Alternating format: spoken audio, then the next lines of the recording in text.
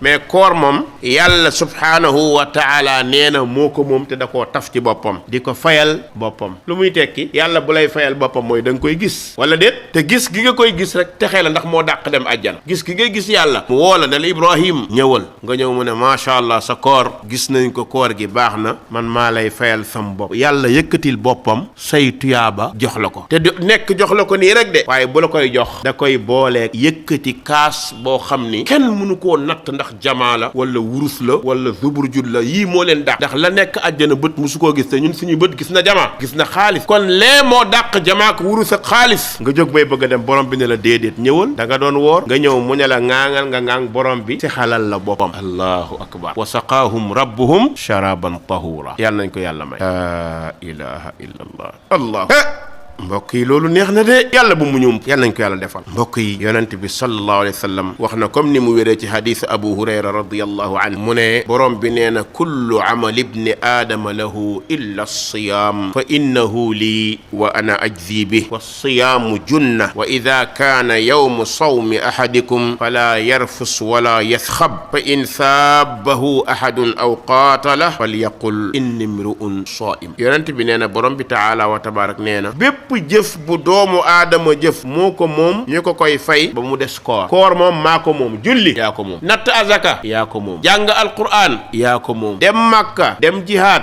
def lépp yaa ko moom dañ la koy fay sa alal. waaye koor moom yàlla ne na illa siyaam koor maa ko moom. allahu akbar koor yàlla da koo jël moomale ko boppam ne koor moom fa innahu lii nee na koor maa ko moom wa ana ajzi bihi man maa koy fayal sam bopp. yàlla nee na maa moom koor maa koy fayal seen bopp. yàlla bu ñu fayu yàlla rëcc.